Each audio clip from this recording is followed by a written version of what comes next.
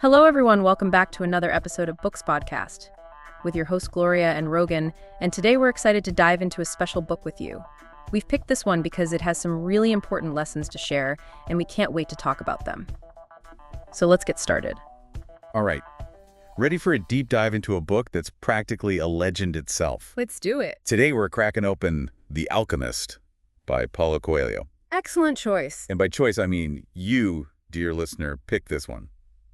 Which tells me you're already on a quest for, well, something more. Always love that about this book, how a story about a shepherd searching for treasure can speak to, the deepest parts of us. Right. Okay, so we've got Santiago, our main man, right? He's an Andalusian shepherd, loves to travel. Has that adventurous spirit. Exactly. Yeah. And bam, this recurring dream about treasure sends him on a quest. Classic adventure story, right? Yeah. Bushi tea. But Coelho takes that classic framework and uses it to explore something so much bigger. The idea of finding your personal legend. Okay, personal legend, we hear it all the time, in the book and out in the world. But what's it actually mean? For someone listening right now. It's that thing that lights you UP, that makes you come alive. It's like your purpose? Kind of, but it's more than that. It's the intersection of your deepest passions, what you love, and your unique talents, the things you're naturally good at. So it's not always about some big, splashy destiny. Nope. It could be anything. Creating art, starting a business, raising a family, anything that makes you feel most you. I like that. Most you. And it's not always obvious, right? Remember that scene where Santiago imagines telling the merchant's daughter all about shearing sheep? He just wants to impress her. Exactly. But it shows us he's already longing for something more than just tending flocks. It's like a seed being planted. And that dream about the treasure near the pyramids. That's someone dumping a whole watering can on that seed. Suddenly, it's impossible to ignore. He has to go on this adventure. And this is where things get really interesting. Because Coelho throws omens into the mix. It's like he's saying the universe is constantly dropping clues, trying to nudge us toward our personal legends. Okay, so is this just magical thinking? Or is there something deeper at play here? It's easy to dismiss it as, wishful thinking. But I think it's about being open. Think of it like this. You have a goal, a desire that's burning inside you. Got it. And then suddenly the world seems to conspire to help you achieve it.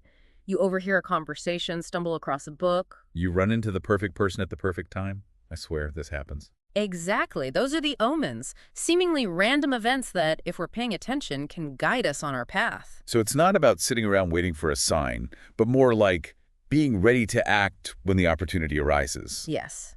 And sometimes those opportunities come disguised as? Well, detours, like when Santiago gets robbed on his way to Egypt.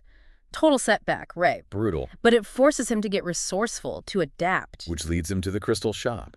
He learns so much there, earns back what he lost, and more importantly, meets people who help him on his journey. Who knows what would have happened if he hadn't been robbed? He might still be wandering around looking for someone to cash his traveler's checks. Right. And speaking of those pivotal encounters, we've got to talk about the alchemist himself. Oh yeah, this guy. So mysterious. Why all the secrecy? Why not just give Santiago the map and say, go get your treasure? Because it's not about the destination, right? It's about what Santiago learns and who he becomes along the way. Okay, I can get behind that. But it still feels kind of frustrating when you're reading it, just tell him where to go already. Right. But the alchemist knows that real wisdom, real growth comes from within. Yeah.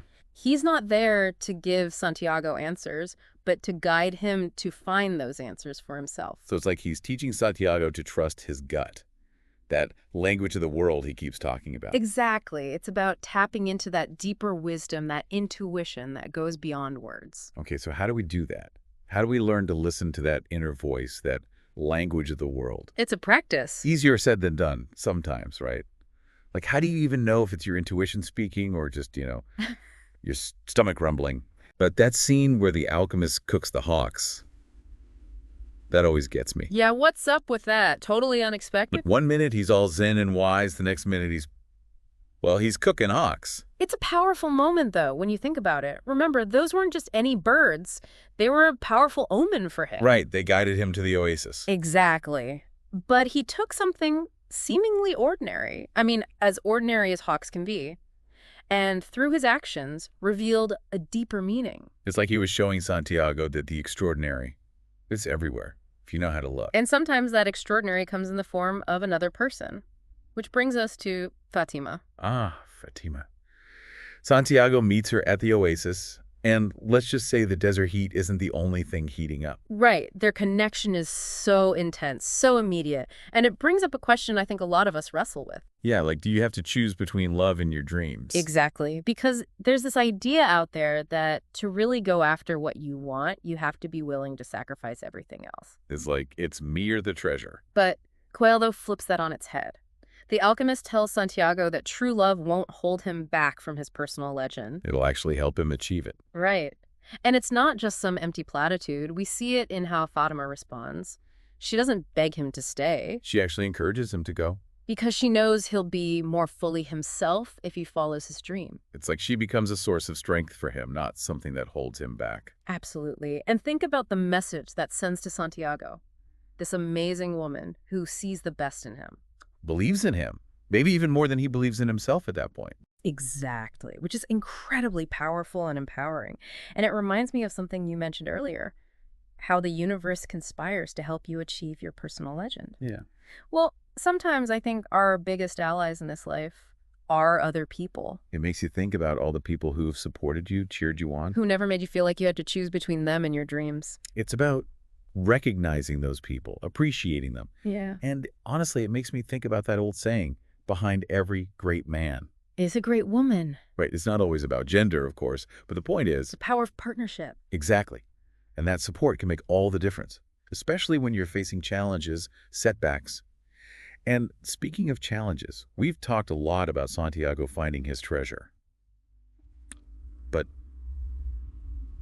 without giving anything away, what do you think that treasure really represents? Good question. It's definitely not just about the gold, right? Right. It's about the journey, all the stuff he learns along the way. The transformation he goes through. Exactly. There's that line from the book. Every search begins with beginner's luck, and every search ends with the victors being severely tested. It's like, yeah, you might get lucky at first. But real success... Through fulfillment. It comes from facing those challenges head on, from proving to yourself and to the universe that you're serious about this. Because if it were easy, everyone would do it. Try it. It really is, isn't it? So much of the time, we're so busy looking for the finish line that we forget to actually, enjoy the run. Totally. We get so fixated on the end goal that we miss the why. And speaking of missing things, remember how Santiago almost misses his treasure entirely? Wait, what do you mean? He gets to that spot, right? The one the alchemist told him about. Yeah. Under the sycamore tree. And he's so focused on finding a chest full of gold. Which, to be fair, is what he's been dreaming about this whole time. Exactly. But that preconceived notion, it almost blinds him to the real treasure, which is, well, I don't want to spoil it for anyone who hasn't read it. Right. No spoilers.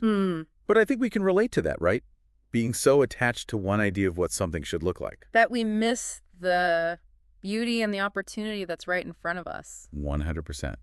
So how do we do that? How do we stay open to those surprises, those course corrections that the universe, or maybe it's our own intuition, is trying to guide us toward? It's tricky. The alchemist talks a lot about this, about the importance of listening to your heart. Not the heart that's like, I want pizza. Right, exactly. Not that one. But the heart that's connected to something bigger, something truer. That reminds me of the language of the world we were talking about earlier, that intuitive knowing. But how do you tap into that? Like, practically speaking. It's a practice, for sure. I think it starts with paying attention, noticing the patterns, those little synchronicities, those whispers of what if that pop up. Like that book you stumble across at exactly the right time. Exactly. Or a conversation that sparks a new idea, or even just a deep knowing in your gut. It's about learning to trust those nudges. It's like those omens we talked about. Yeah. What might seem like insignificant details can turn out to be huge turning points. Exactly. It makes you realize that. Yeah. Maybe life happening for us, not to us. And maybe those challenges, those tests are actually... opportunities in disguise. Yes. And as we wrap up our deep dive into The Alchemist, I think that's a pretty powerful takeaway. I think so too. So for everyone listening, we'd love to hear from you.